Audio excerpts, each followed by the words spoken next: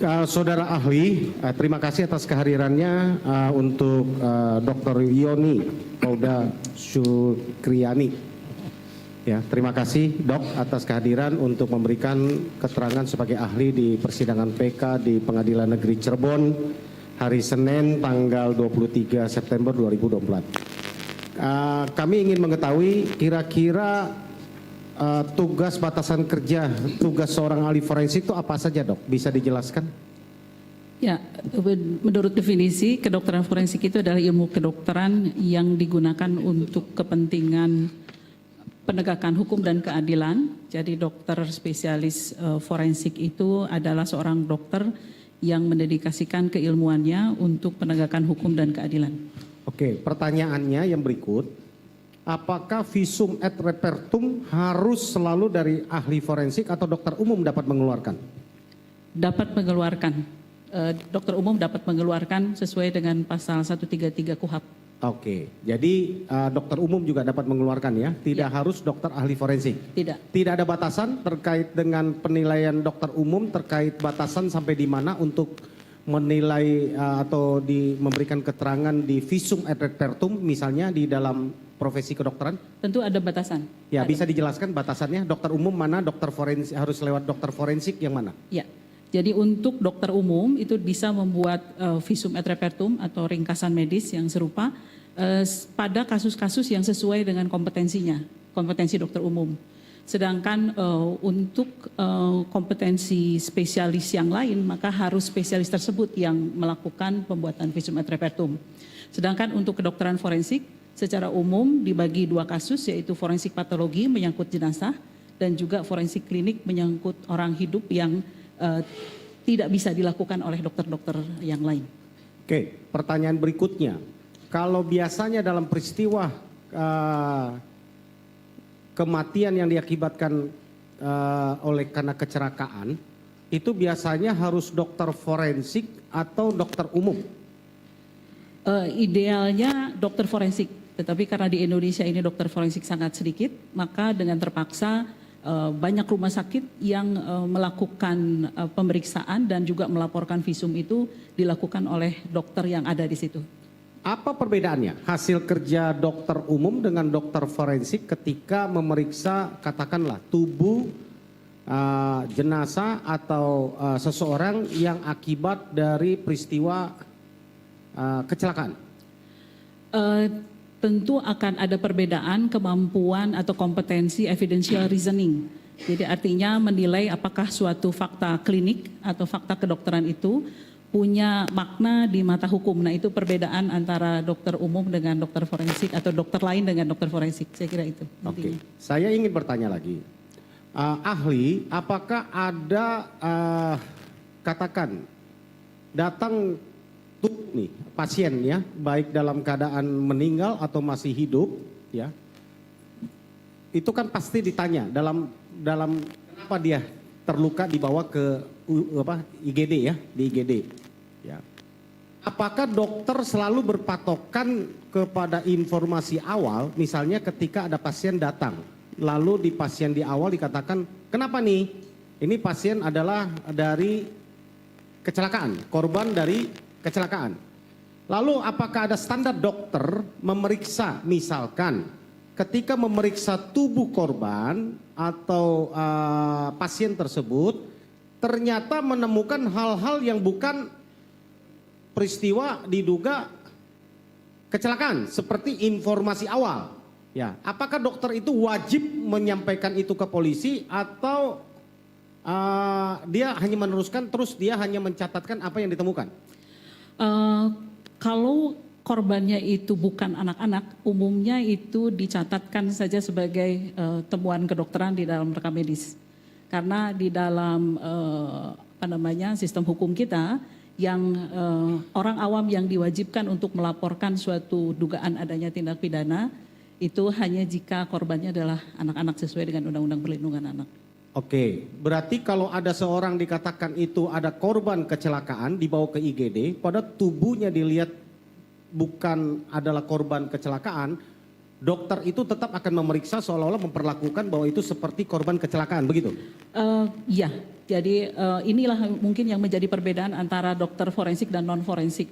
Karena dokter non forensik itu lebih terbiasa untuk dalam tanda kutip memang fokus pada masalah klinis, artinya menolong korban, tidak terlalu memikirkan apakah ini punya dampak hukum atau tidak. Dan di Indonesia ini memang baru sedikit rumah sakit yang selain rumah sakit besar yang memiliki dokter forensik juga. Oke, terima kasih Ali. Pertanyaan berikutnya, kalau di dalam memeriksa ya tubuh pasien yang datang di IGD, ya baik dalam keadaan sudah di garis hitam ya meninggal, ya kan kalau hitam ada merah ada kuning ya, terus ada hijau ya, range itu kalau didorong ke lane hitam, ya bahwa ini adalah kecelakaan, ya. Lalu ada nggak prosedur tetap harus diperiksa luka apa saja, misalnya hanya luka yang terlihat saja, atau dia ada prosedur misalnya dari tengkorak atas dia pegang, ada nggak diperiksa dengan teliti, ada luka di mana saja, dia terus catatkan secara teliti ya? Ya, standarnya sekarang sudah mulai berkembang, yaitu pemeriksaan dead on arrival namanya. Jadi pasien datang diduga masih hidup, ternyata setelah diperiksa dia sudah meninggal. Maka sebetulnya dokter yang ada di situ wajib untuk menseleksi apakah kematiannya kira-kira akibat yang wajar, artinya penyakit, atau tidak wajar, seperti kecelakaan, pembunuhan, bunuh diri, atau yang tidak jelas begitu.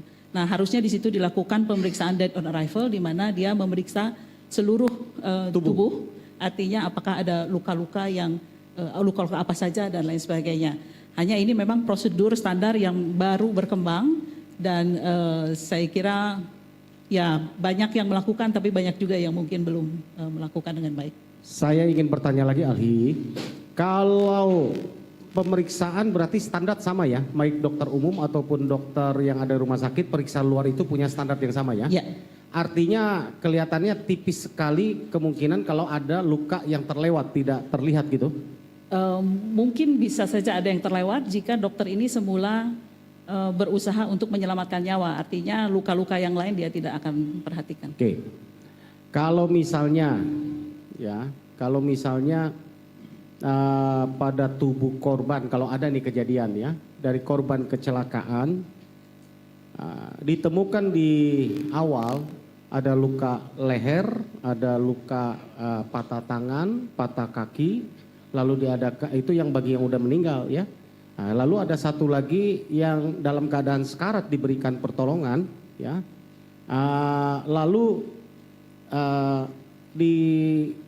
diperiksalah tubuh luar, gitu ya.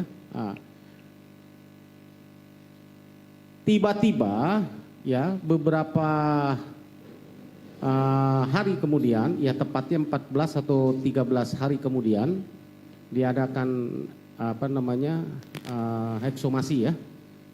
Kemudian penggalian mayat ya, lalu ditemukan ada luka yang tidak ketemu ya di tengkorak atas depan ya, tengkorak atas depan. Kira-kira luka tengkorak itu bisa sampai tidak terlihat, padahal luka tengkorak bawah bisa terlihat. Kira-kira bisa terjadi? Kemungkinannya adalah terlihat, tetapi karena terlalu parah maka dia juga harus hati-hati untuk melakukan tindakan, apakah itu pemeriksaan ronsen atau pemeriksaan lain atau pengobatan. Atau kedua memang tidak melihat itu. Jadi ada pertanyaan saya berikutnya, dokter ahli, kalau sampai tengkorak dalam itu bisa pecah, ya retak, mungkin tidak di kulit luarnya sama sekali tidak luka? Mungkin. Bisa jadi? Bisa jadi. Sampai tengkorak dalamnya pecah? Bisa jadi. Bisa jadi? Bisa jadi. Itu akibat apa biasanya? Misalnya pada patah tulang dasar tengkorak, itu tulang dasar tengkorak itu adalah tulang tengkorak yang ada di tengah, tidak terlihat dari luar. Itu kalau patah tandanya justru bisa saja di luar tidak terlihat apa-apa, tetapi salah satu tanda yang sering terjadi justru adalah perdarahan di hidung, perdarahan telinga, dan mata agak gelap. Jadi tidak terlihat dari luar. Itu akibat apa? Itu kalau ada patah tulang dasar tengkorak. Ya, penyebab patah karena pukulan atau benturan atau apa menurut? Harus benturan yang sangat kuat ya, karena Kalau dipukul nggak mungkin? dipukul pakai apa? Pakai tangan kosong Tidak mungkin. Kalau tangan kosong pukul tidak mungkin ya? Tidak. Kalau pakai bambu, Bambunya sebesar apa? Apakah kosong atau isi? misalnya kalau pakai bambu biasanya saya kejeduk aja benjol dok. Iya. Ya, apalagi kalau dipukul sampai tulang tengkorak Ya. ini retak, apa mungkin? Kalau bambunya seperti yang saya bayangkan, bambu di mana dia kosong di dalamnya, kemudian diameternya kurang lebih 5-10 cm begitu, saya kira tidak. Mungkin ada kerusakan justru pada jaringan lunaknya ya, kulit misalnya begitu Ya, ya, itu maksud daripada di dalam. Karena untuk mematahkan tulang dasar tengkorak itu perlu power yang sangat besar ya. Seberapa kuat sebenarnya untuk memecahkan tengkorak atas itu? Kalau saya itu baru menemukan di literatur, kalau misalnya kecelakaan lalu lintas, kecepatan 35 km per jam, itu sudah bisa menyebabkan dia kemudian kecelakaan dan jatuh terlempar misalnya, maka tulang dasar tengkorak itu sudah bisa patah. Tetapi lebih jarang, yang lebih sering adalah 45 km per jam ke atas. Oh, jadi kalau akibat kecelakaan karena benturannya sekaligus, apalagi masih terlindung dengan helm, ya mungkin karena benturan di dalam dengan helm, sehingga tidak ada luka luar, tapi dalam keadaan retak bisa jadi itu ya? Dok, ya? Ini juga miskonsepsi tentang helm sebetulnya, karena helm itu hanya melindungi sekitar 40% dari kemungkinan head injury. Dan helm yang beratnya lebih dari 1,5 kilogram, justru itu akan bisa memungkinkan injury atau patah tulang yang lebih besar. Kemudian kalau dari data menunjukkan bahwa 70% korban dengan tulang dasar tengkorak yang patah itu pada pengendara motor justru yang mengenakan helm full face. Mungkin bisa ditunjukkan gambar helm, Pak, coba Dok, di sebentar. Majelis, mohon izin kita dengan kerusakan, ya tolong. Mari, dari termohon, kalau mau lihat. Oh, bisa. Dijelaskan Pak Ian, rusak helmnya bagian depan apa aja supaya dokter bisa menilai. Perkirakan lebih dari 1,5 kilo ya. Kemudian kondisi helm ya, yang sudah dikonfirmasi kepada lebih kurang 4 orang saksi yang berada di TKP pada saat ditemukan jenazah Eki Nantina kondisi ini. Kalau melihat dari kerusakan helm ini, ya di depan. Pakai mic-nya, Ali? Pakai Ya. mic-nya. Berarti kalau melihat foto ini, kerusakannya itu dari traumanya dari depan, dan memang fraktur atau patah tulang dasar tengkorak itu paling sering kalau dari depan itu jika arahnya sekira-kira pipi, maka itu menyebabkan patah tulang dasar tengkorak. Begini Ali, saksi kami menceritakan bahwa pada saat pertama kali ditemukan jenazah dalam keadaan telungkup Ya. ya. Jadi itu dari penjelasan saksi-saksi yang sudah kami dengarkan di muka persidangan.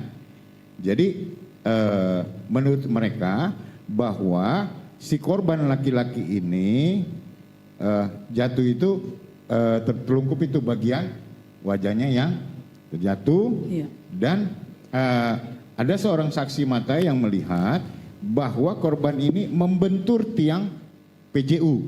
Ya. Nah, itu keterangan saksi yang pernah diungkap di muka persidangan ini, Ali. Ya. Pertanyaannya? Kalau tadi kan ahli bilang mungkin traumanya trauma depan. Ya. Nah, trauma depan ini terjadi pada saat dia membentur ke aspal ini. Nah, apakah dengan membentur ke aspal ini kerusakannya seperti ini?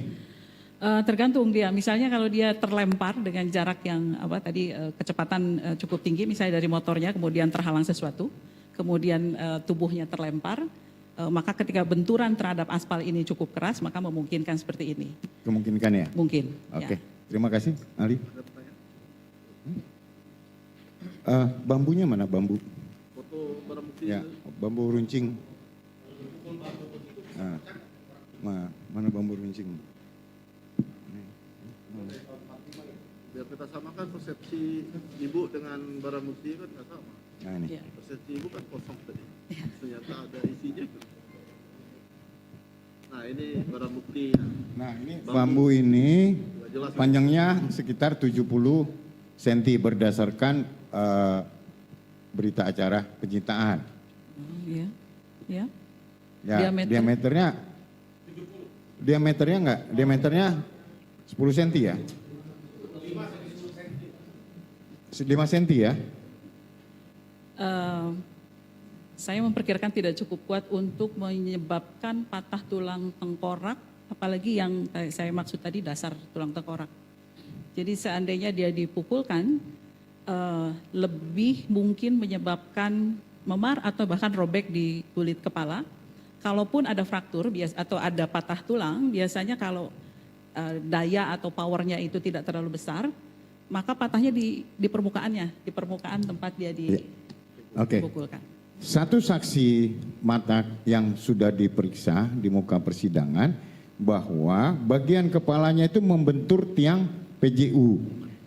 Ya. Beton. Besi. Si. Baja ya. Nah, apakah itu memungkinkan yang menyebabkan tadi patah batang tengkorak ya? Dasar tengkorak, Ya. tulang dasar tengkorak. Kalau besi mungkin. Kalau Besi mungkin ya. Ya. Tapi kalau Besi, bambu nggak tiang mungkin ya? PJU, kecil kemungkinan. Kecil kemungkinan. Terima kasih, Ali.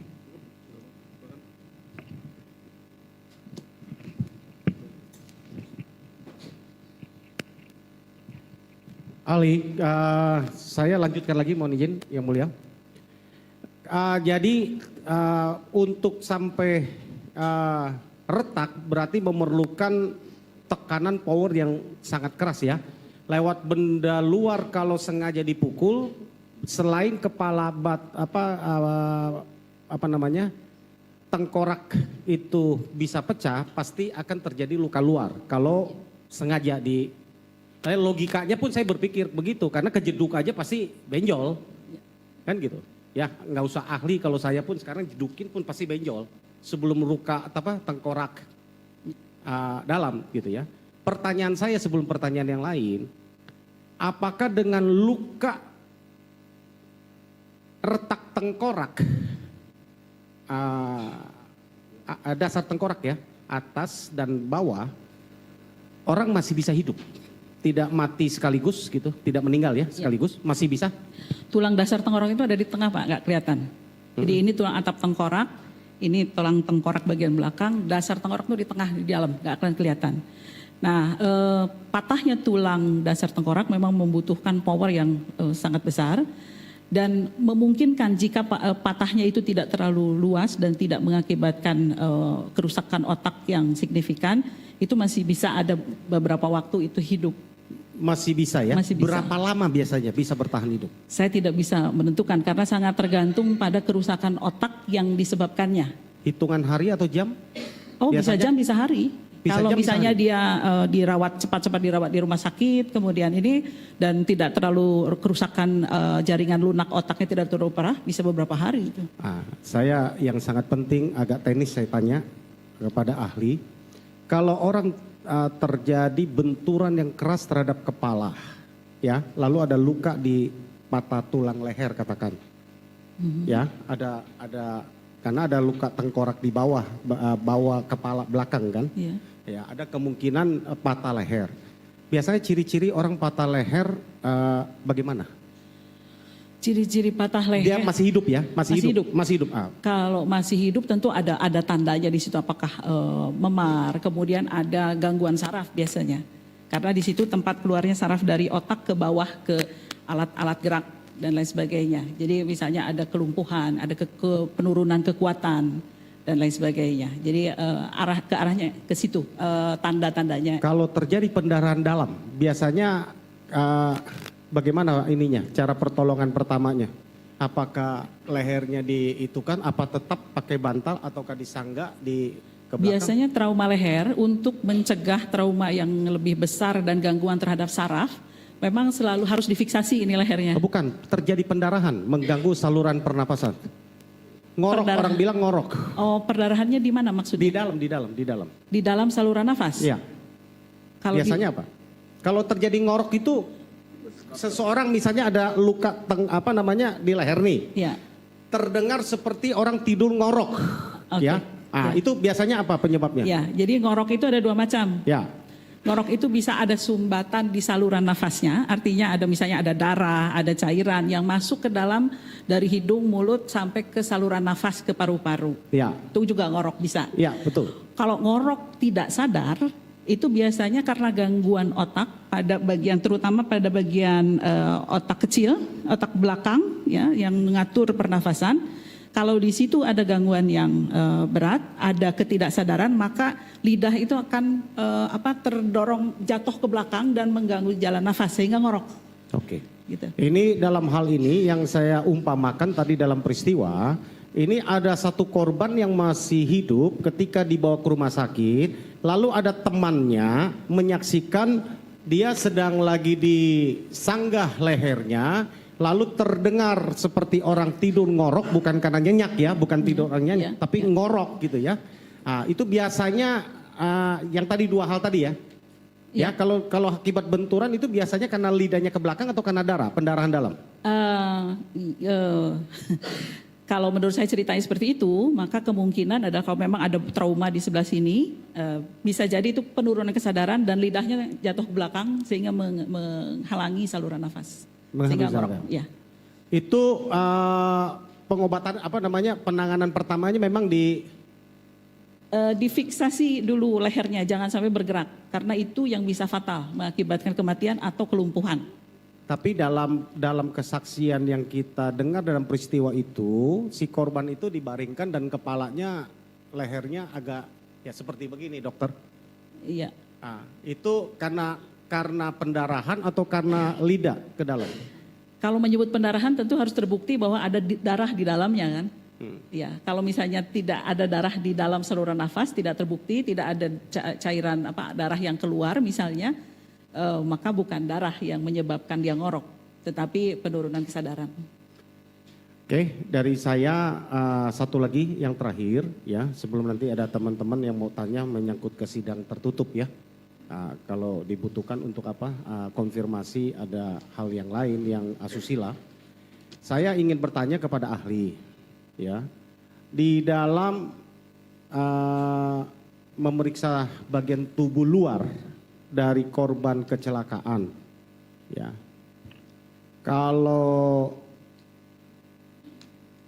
Atau pertanyaannya saya balik.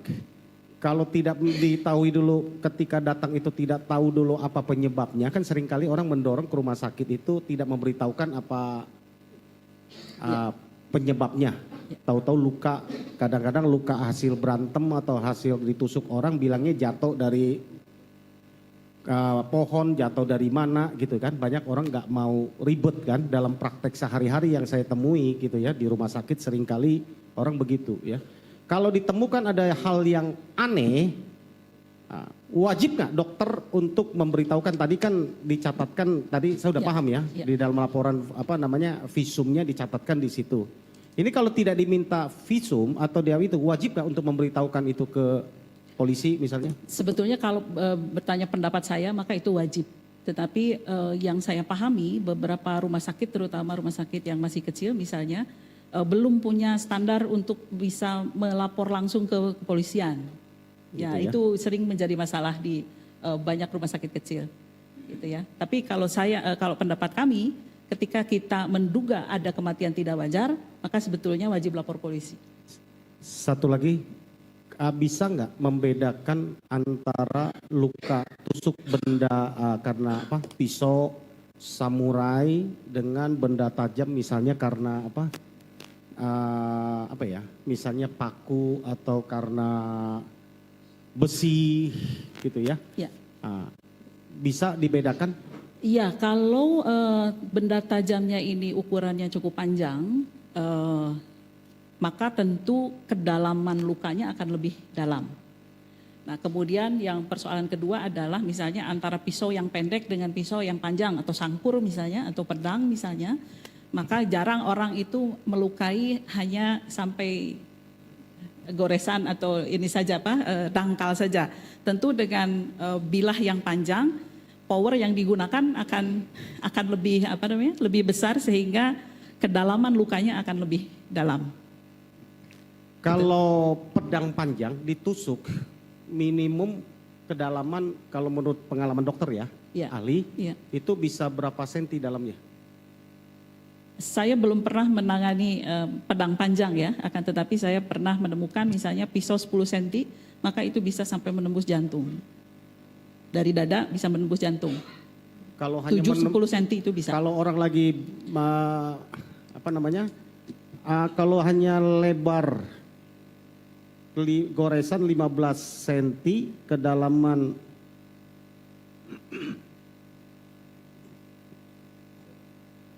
oh enggak ada, bukan. Ya. Jadi itu pasti dalam ya. Ya, kalau misalnya saya pernah ada kasus itu antara pisau 7 cm dengan sangkur 30 cm dengan ukuran tadi yang menembus jantung, itu akan lebih mungkin yang 7 cm daripada yang panjang, karena kalau yang panjang tentu dia Atau ketika ini saya powernya akan lebih besar. bertanyanya kira-kira yang mematikan itu harus berapa senti kedalaman tusukan benda tajam? Katakan pisau atau samurai. Tergantung yang ditusuknya yang mana. Oh, jadi Ya. tidak semua tempat ya? Tidak semua Oke, tempat. makasih. Saya lanjutkan. Saya membaca visum yang ada di dalam berkas. Yang satu visum yang dibuat di Rumah Sakit Gunung Jati, yang kedua adalah hasil ekshumasi. Di dalam visum yang pemeriksaan luar yang di di Gunung Jati, dikatakan di kepalanya Eki, itu kepala Eki ya, itu ada dari tulang rahang atas dan rahang bawah patah, kiri dan kanan patah. Kemudian gigi juga patah. Nah, bahkan di dalam putusan pengadilan negeri ini diakibatkan oleh dipukul dengan tangan kosong mengenai pipi sebelah kiri sebanyak 1 kali oleh Jaya. Kemudian dipukul dengan menggunakan kayu mengenai bagian rahang belakang sebelah kanan oleh Denny. Kemudian pengakuan Rudiana bahwa gigi depannya habis semuanya. Pertanyaan saya pada Prof. Ahli, analisa ahli bagaimana mengenai hal ini? Mohon maaf, mana yang dipertanyakan ya, saya kurang memahami. Ya, jadi gini, di dalam putusan pengadilan negeri itu disebut dipukul nih tangannya nih, pipi. Kemudian juga dipukul dengan menggunakan kayu dadanya.